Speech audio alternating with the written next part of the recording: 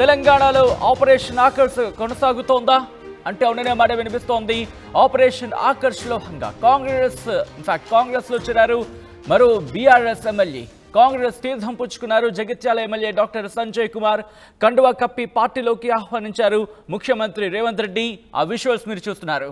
2018, 2023 assembly ఎన్నికల్లో సంజయ్ కుమార్ గెలిచారు.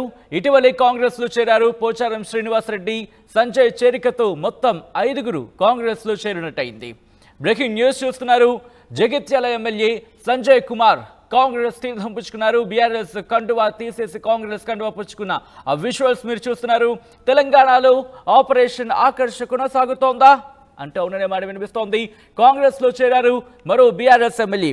ఇప్పటి వరకు పోచారం శ్రీనివాసరెడ్డి, కడియం శ్రీహరి, దానం నాగేందర్, అలాగే వాళ్లతో పాటు తెలం వెంకట్రావు, ఇన్నాళ్ళు నలుగురు అనుకుంటే ఇప్పుడు సంజయ్ కుమార్ ఆయన కూడా పార్టీ మారారు. దీంతో 34 నుంచి 39 నుంచి 38కి చేరిన బీఆర్ఎస్ ఎమ్మెల్యేల సంఖ్య ఇప్పుడు అక్కడి నుంచి 5 అంటే 33కి చేరింది. దీంతో కరీంనగర్లో ఎటువంటి సిచ్యువేషన్ ఉంది? ముఖ్యంగా అక్కడ చూసుకుంటే కనుక 5 స్థానాలను మాత్రమే అక్కడ సొంతం చేసుకుంది. కోరుట్ల, జగిత్యాల, కరీంనగర్, హుజూరాబాద్, సిరిసిల్ల.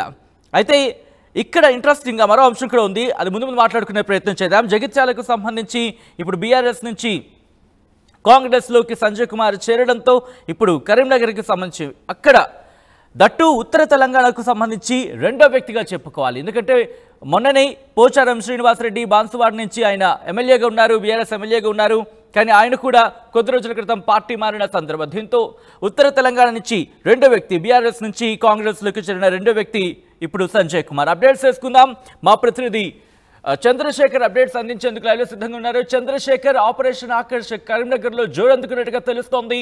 ముఖ్యంగా సంజయ్ కుమార్ చేరిక తర్వాత ఇంకెంతమంది చేరికలు ఉంటాయనే అంశానికి సంబంధించి ఎటువంటి చర్చ జరుగుతోంది? ఎవరెవరు ఉన్నారు ఇంకా కరీంనగర్ నుంచి? Good morning Sachin. మొత్తం మీద ఆపరేషన్ ఆకర్ష్ కొనసాగుతుంది. తెలంగాణ రాష్ట్ర ముఖ్యమంత్రి టీపీసీసీ రాష్ట్ర అధ్యక్షుని హోదాలో ఎన్నికలకు ముందే ఒక ప్రకటన చేయడం జరిగింది. ఎన్నికల మీదనే నేను దృష్టి పెట్టాను, ఎన్నికల తర్వాత ఇక రాజకీయాల మీద పూర్తి స్థాయిగా కాన్సన్ట్రేట్ చేస్తాను అని చెప్పడం జరిగింది, ప్రకటించడం జరిగింది. అన్నట్టుగానే ఆయన పావులు కలుపుతున్నారు.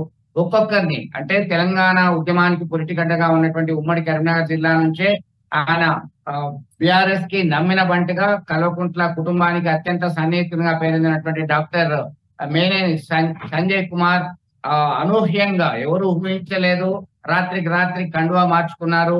జీవన్ రెడ్డి, అక్కడ ఎమ్మెల్సీ జీవన్ రెడ్డి ఉన్నారు. ఆ జీవన్ రెడ్డికి సంజయ్ కుమార్ కి బద్ద వైరం కొనసాగుతుంది రాజకీయంగా. ఈ క్రమంలో ఒక్కసారిగా షాక్ ఇచ్చినట్టుగా మనం చెప్పుకోవచ్చు. దీనిలో భాగంగానే ఆయన చేయడం సంచలనాత్మకమైన నిర్ణయంగా మారింది. ఇప్పటికే 5గురు ఎమ్మెల్యేలు బీఆర్ఎస్ ను వీడి కాంగ్రెస్ కండువా కప్పుకున్నారు. ఇంకా ఎంతమంది ఉన్నారు అనేటువంటి కోణంలో కూడా చర్చ జరుగుతుంది. స్థానిక ఎమ్మెల్యే గంగుల కమలాకర్ సైతం ఒకవైపు ఖండిస్తున్నారు. అయినప్పటికీ కూడా జోరుగా చర్చలు కొనసాగుతున్నాయి. వారం 10 రోజుల్లోగా మళ్ళీ తీర్థం పుచ్చుకునేటువంటి అవకాశాలు ఉన్నాయని చెప్పేసి. ఎందుకంటే కల్వకుంట్ల కవితకి, కల్వకుంట్ల కుటుంబానికి అత్యంత నమ్మిన బంటుగా సన్నిహితంగా ఉన్నటువంటి జగిత్యాల ఎమ్మెల్యే రెండవసారి 2018లో ఆయన విజయం సాధించారు. 2023 నవంబర్లో సైతం జరిగిన ఎన్నికల్లో విజయం సాధించడం జరిగింది. ఈ క్రమంలో ఆయన వెళ్లారు. ఇక కాంగ్రెస్ పార్టీలో చేరితేనే శాసనసభ నియోజకవర్గ అభివృద్ధికి, ఇతరత్ర సంక్షేమ పనులు చేయడానికి, ప్రజలకు అన్ని సౌకర్యాలు ఇచ్చిన హామీలు నెరవేర్చడానికి మనకి యూజ్ఫుల్ గా ఉంటుంది అని చెప్పేసి చేరిన తర్వాత వీళ్ళు కామెంట్ చేస్తున్నారు.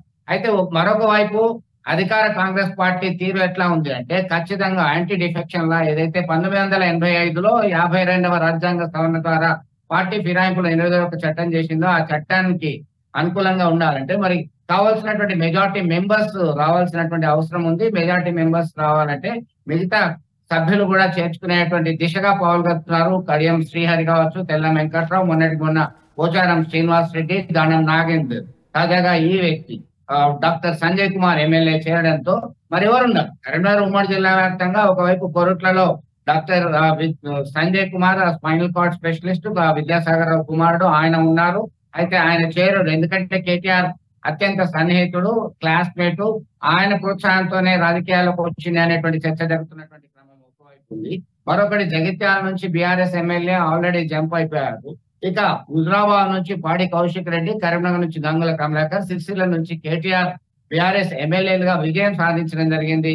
దీనిలో భాగంగా ఇంకా ఎవరెవరు పోతారు అనేటువంటి చర్చ మాత్రం ఉత్తర తెలంగాణ నుంచి కొనసాగుతున్నటువంటి పరిస్థితి. మొత్తం మీద బీఆర్ఎస్ ని భూస్థాపితం చేస్తాం, కకావికలం చేస్తాం అన్నట్టుగానే కాంగ్రెస్ పార్టీ నేతలు చెప్తున్నటువంటి పరిస్థితి. మొన్నటికి మొన్న కాంగ్రెస్ పార్టీకి చెందినటువంటి సీనియర్ నేత ఎమ్మెల్సీ జీవన్ రెడ్డి మీడియా సమావేశంలో వెల్లడించారు, ఒక క్లారిటీ ఇచ్చారు. బీఆర్ఎస్ దుకాణం బంద్ అయిపోయింది, ఇక బీఆర్ఎస్ ఉండదు, ఖతం అయిపోయింది అని చెప్పి స్టేట్మెంట్ ఇచ్చినాక 2 రోజులకే ఇలాంటి పరిణామాలు చోటు చేసుకుంటున్నాయి. ఇంకా కొంతమంది చేరడానికి సిద్ధంగా ఉన్నారు. వారి డిమాండ్స్ ఏంటి, షరతులు ఏంటి అనేటువంటి కోణంలో సైతం చర్చలు అయితే జోరుగా సాగుతున్నటువంటి పరిస్థితి మనం గమనించవచ్చు. సచిన్. రైట్. చంద్రశేఖర్ ఉత్తర తెలంగాణ నుంచి కరీంనగర్ నుంచి ముఖ్యంగా ఎక్కువ స్థానాన్ని సంపాదించుకుంది. దట్టు ఇటువంటి హఠాత్ పరిణామం కింద చెప్పుకోవాలా, లేకపోతే ముందు నుంచి బీఆర్ఎస్ అంచనా వేస్తోంది? ఎందుకంటే అంచనా వేస్తే కనుక ఆ ఎమ్మెల్యేలతో మాట్లాడే అవకాశం ఉంటుంది, భేటీ జరిగే అవకాశం ఉంటుంది. ఎందుకంటే గంగుల కమలాకర్ విషయంలో కూడా ప్రస్తుతానికి భేటీ జరిగినట్టుగా తెలుస్తోంది. అటువంటి సిచ్యువేషన్ ఇటు సంజయ్తో జరిగిందా, లేకపోతే ఇది కేవలం హఠాత్ పరిణామమా?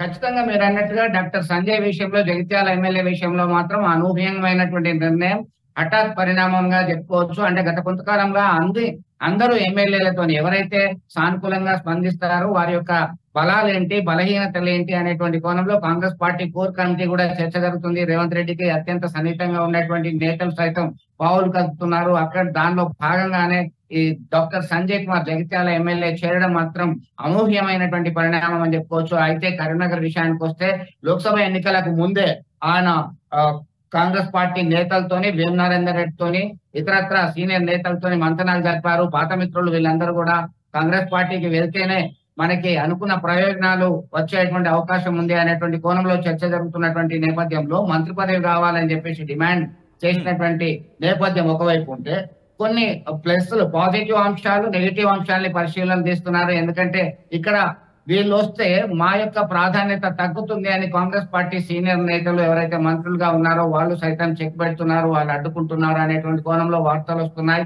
మరొక వైపు బీఆర్ఎస్ పార్టీ మీకు ఏం తక్కువ చేసింది, ఇంతకాలం నుంచి మీరు పార్టీ ప్రయోజనాలు, పార్టీ పదవులు పొందారు, అలాగే రాజ్యాంగబద్ధమైనటువంటి పదవులు పొందారు, మీరు కష్టకాలంలో పార్టీని విడిచి వెళ్తారా, ఏం తక్కువ చేసింది అనేటువంటి కోణంలో మాజీ ముఖ్యమంత్రి కల్వకుంట్ల చంద్రశేఖర్ రావు సైతం కామెంట్స్ చేయడం మనం గమనించవచ్చు. ఈ కోణంలోనైతే పార్టీ ఏదైతే ఏంటి, మేము ఇచ్చినటువంటి హామీలు నెరవేరాలి, మా ప్రయోజనాలు. ఒకటి గుర్తుపెట్టుకోవాలి సచిన్, ఎవరైనా సరే కాంగ్రెస్ పార్టీయా టిఆర్ఎస్ పార్టీయా అనేది పక్కన పెడితే ఐడియాలజికల్ సిద్ధాంతానికి కట్టుబడి ఉన్నటువంటి రోజులు కాదు, సిద్ధాంతపరమైనటువంటి అంశాన్ని పట్టుకొని వెళ్ళాలంటే మన పనులు కావు. ఇటువంటి సందర్భాలు మనం గత కొన్ని రోజులుగా విరివిగా చూస్తున్న పరిస్థితి. ముఖ్యంగా ఇటు సంజయ్ విషయంలో ఏం జరిగింది? కాంగ్రెస్ పార్టీ ఎటువంటి హామీ ఇచ్చింది? ఏమైనా మంత్రి పదవి లాంటి ఏమైనా హామీ ఇచ్చిందా? సో ఇప్పటికిప్పుడు సంజయ్ లాంటి వ్యక్తికి మంత్రి పదవి హామీ అనేది లేదు. అయితే గతంలో ఇచ్చినటువంటి డబుల్ బెడ్రూమ్ అంశాలు కావచ్చు, ఇక కొన్ని పెండింగ్ పనులు ఉన్నాయి. జగిత్యాలని అన్ని రకాలుగా అభివృద్ధి చేయాలంటే మొన్నటికి మొన్న, అంటే వారం రోజుల క్రితం వరకు పరస్పరం ఒకవైపు ఎమ్మెల్సీ జీవన్ రెడ్డి, మరొక వైపు ఎమ్మెల్యే డాక్టర్ సంజయ్ కుమార్, ఈ పార్టీలకు చెందినటువంటి నేతలు పరస్పరం ఫిర్యాదులు చేస్తున్నారు. జీవన్ రెడ్డి అనుచరుల పైన సంజయ్ ఫిర్యాదు చేశారు జిల్లా కలెక్టర్ కి, సంజయ్ అనుచరుల మీద జీవన్ రెడ్డి ఫిర్యాదు చేశారు. ఒక రాజకీయ యుద్ధ వాతావరణమే నెలకొంది. ఇది హాట్ టాపిక్ గా మారింది. ఈ కోణంలోనే ఇలాంటి పరిణామాలు చోటు చేసుకోవడంతో కాంప్రమైజ్ బేస్డ్ పాలిటిక్స్ నడుస్తున్నాయి. మనకి ప్రయోజనాలే ముఖ్యం, మన హవా కొనసాగాలి, అధికారులు మన మాట వినాలంటే మనం అధికార పార్టీకి వెళ్ళక తప్పదు అనేటువంటి కోణంలోనే బలంగా విశ్వసిస్తున్నారు, క్యాడర్ తో చర్చిస్తున్నారు. దీనిలో భాగంగానే వలసలు కొనసాగుతున్నాయి.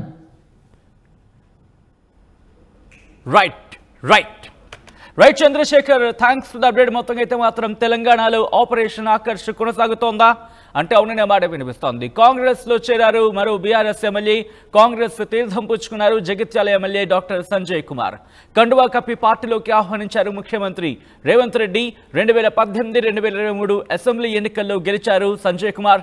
ఇటీవలే కాంగ్రెస్ లో చేరారు పోచారం శ్రీనివాసరెడ్డి. ఆయన చేరిన దాదాపు 2 రోజుల వ్యవధిలోని సంజయ్ చేరికతో మొత్తం 5గురు కాంగ్రెస్ లో చేరినట్టయింది.